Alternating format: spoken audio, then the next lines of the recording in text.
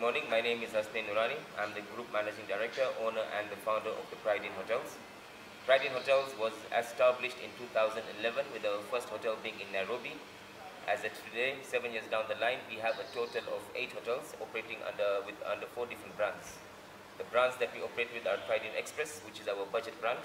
We have the PrideInn Business, which is our mid-tier brand. Then we have the PrideInn Plus, which is our luxury brand, or rather the high-end brand. And we have the PrideInn Suites, which is our long-stay brand. In fact, with a total of 8 hotels, our recent investments have actually been in Mombasa, where 2015 we opened the PrideInn Paradise Beach Resort, Convention Center and Spa. The PrideInn Paradise Beach Resort, Convention Center and Spa is a 300-room beach resort with a convention center of 2,500 people, 4 pools, and the only resort that has a safari-themed aqua park. And the entire hotel is spanning over 16 acres. We recently also acquired, just a month or two back, acquired Flamingo by PrideInn Beach Resort. Flamingo by PrideInn Beach Resort is a 137-room beach resort spanning over a total of 22 acres. So with those 2 hotels that have been our recent acquisitions, that has made our hotels to a number of 8 hotels in total. As of now, we are still looking at further expansions. We have strong visions. We have very aggressive visions. We are looking at expanding within East and Central Africa. Our short-term vision is 10 hotels over the next 3 years. So we see a lot of future. We see a lot of opportunities in Kenya, in East Africa, and in Central Africa in general. You focused your efforts in Mombasa, a market that has a lot of bad press. What is currently happening on the ground in Mombasa County? Actually, bad press and good press is always part of any city. I don't ever think that there's any city that hasn't ever had bad press. It's about what we make out of it. It's about what we make out of the bad press. Mombasa has been having a lot of bad press due to the incidents that have happened, but I think it was just escalated more than it should have been. We felt Mombasa had a lot of opportunities, and because of the beach. What we realized is when we invested at the PrideInn Paradise Beach Resort Convention Center is that Mombasa was fully focused on leisure tourism, and there was nothing that was focusing on MICE tourism. And that actually prompted us to invest in Mombasa, and especially towards the MICE tourism, which is the meetings, incentives, conferences, and exhibitions. And that is the reason why we put a convention center of 2,500 people in Mombasa. What is working out there in Mombasa County? Actually, one of the major reasons as to why we invested was we actually felt that there was no convention center facilities. But we realized that Mombasa is doing exceptionally well to what then we thought. We are actually meeting our budgets, not only meeting, but we are exceeding our budgets. And there's a lot of reasons as to why we see that growth. First is the fact that we have managed to offer a very different product, which is a Congress on the beach. PrideInn Paradise Beach Resort is actually one of the first hotels that has a convention center on the beach itself, and a very large convention center. So this has excited a lot of the local market, and that you're able to host a business meeting on the beach while still having quite a bit of leisure and luxury. We try to bring in the whole concept of pleasure, which is combining business with leisure. The whole emphasis has always been, how do we bring in business people into the resort, such that they come in with their family, so that the family is enjoying at the resort, whilst the businessman or the business lady is able to continue his business and later on join with the family. And the reasons that we have seen that Mombasa is doing exceptionally well is due to the major infrastructure projects that are actually happening on the ground. One of the major infrastructure projects that we have actually witnessed and seen is the SGR, the Standard Gauge Railway. The SGR has really brought in a tremendous growth in Mombasa in terms of transportation and the ease of connectivity into Mombasa. Not only for people, but also for cargo. So that has increased the amount of cargo that we can now transport between Mombasa and Nairobi, which is actually prompting a lot of the importers, a lot of people to actually transact business in Mombasa. And this is one of the main reasons as to why we see that business in Mombasa has generally become better. And that's the reason Mombasa is doing well. But apart from the SGR project, there's also the major infrastructure in terms of the road network. We see there's the dual carriageway, like the Moi International Airport Road. We have the Port Reeds Road. We have the Dongokundu bypass that is in the process. And these are all the major infrastructure projects that is actually easing transportation within Mombasa. And it is these major projects that is now actually putting in the confidence back within the local businessmen and the international businessmen to start thinking and investing in Mombasa. Mombasa, we believe, has a lot of potential yet. There's a lot of unexplored potential, and we only see things going on the upward trend. What are the future developments for the PrideInn brand? For the PrideInn brand, definitely we have a lot of things in the pipeline. As PrideInn Hotels, like I had mentioned, that we are looking at a very aggressive expansion strategy with the 4 different brands that we have. We definitely want to expand and establish a hotel in every major county within Kenya, which is our first priority. We believe that there is a lot of opportunities available within the second-tier cities, which don't have current facilities. As PrideInn, we do believe that establishing a hotel and a conference center is the first step towards growing a particular county. Once people know that the county has a hotel and a conference center, that automatically invites people to visit the county, and when people start getting invited to visit the county, suddenly the county's business starts increasing. People want to establish their businesses to support the facilities that the hotel and the conference center requires. We believe so that we have seen this happening in Mombasa when we established the PrideInn Paradise Beach Resort Convention Center and Spa. The PrideInn Paradise is actually located on Shanzu Beach, and Shanzu Beach area was very closed. Nothing was happening, but ever since we have opened PrideInn Paradise, we see the Shanzu stretch has actually started developing. And now with the recent acquisition of Flamingo Beach Resort, there is more confidence within the Shanzu area itself, and that is actually enabling more businesses to open along that stretch. The aim is to try and see how we can get the Shanzu Beach as the conference belt of Mombasa. And in terms of why we see that these future developments are going to happen, if you look at Mombasa, there's still more major infrastructural projects that are still in the pipeline. One of the major ones that we know is the 10-kilometer Mombasa-Jomvu Road that is really going to ease cargo transportation. Then there's we have those new roads and highways, the interchanges that are actually going to link Mombasa from the airport going to both the north coast and the south coast. So getting from the airport to any of the beach resorts is going to be like a 15 to 20-minute drive, which is going to really ease connectivity. And these major infrastructure projects are due to be completed in the next 3 to 4 years, and that we believe is really going to aid Mombasa in terms of growth. Apart from that, we also know that there's a lot of work in terms of connectivity within Mombasa.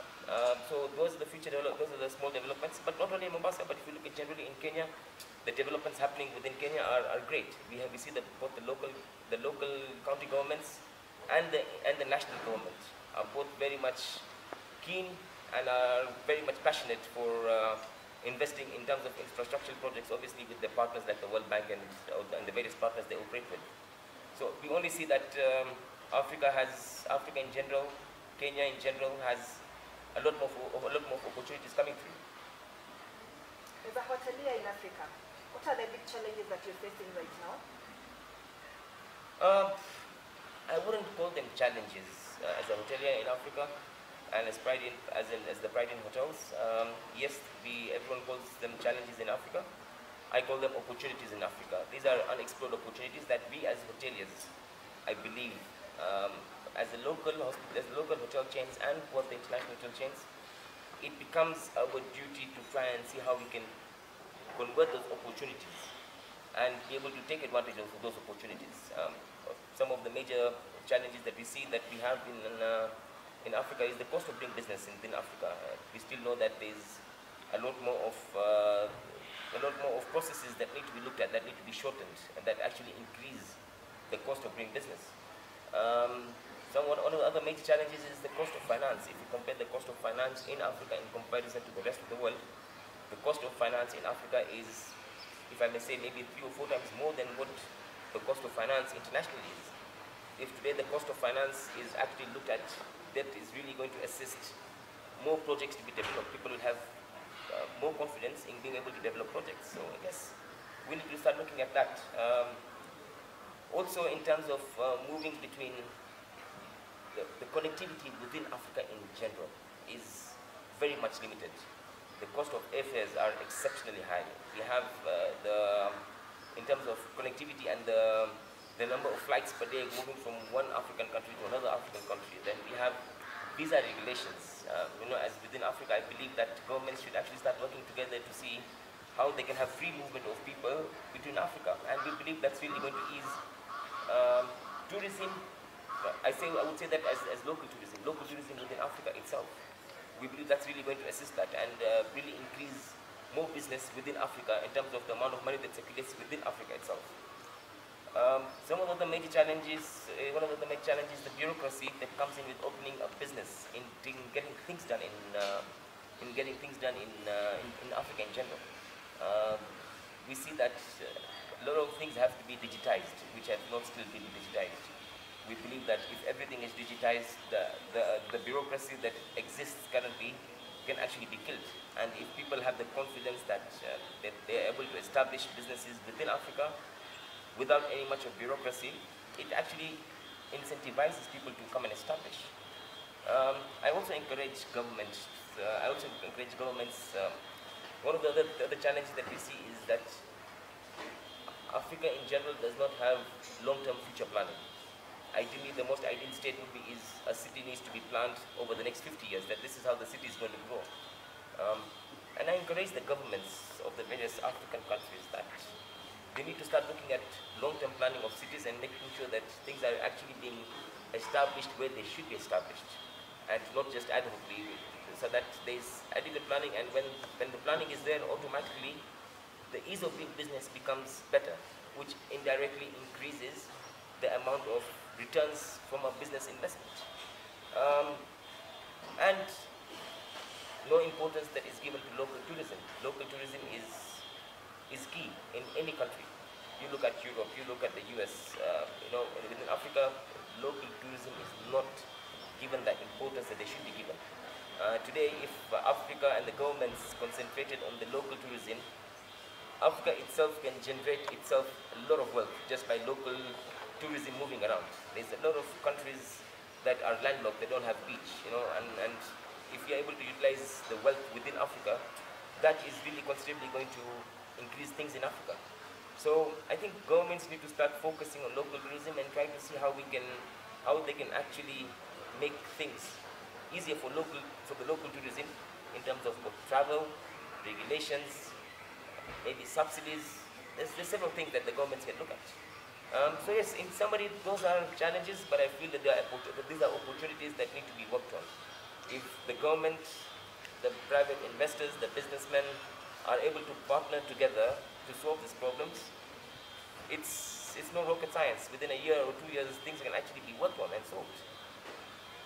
Finally, what are you hoping that AHIF gives to you, that is Kenya and Africa overall? African Hospitality Investment Forum, I believe, is a very good forum which gets people, brands, chains, local chains, international chains, along with the investors, partners to the hospitality industry, governments. AHIF gets all these people together under one roof, which actually forms the basis of discussions for hospitality investments within Africa over the next 1, 2, 3, 4 years. We have seen a lot of business happening within those forums.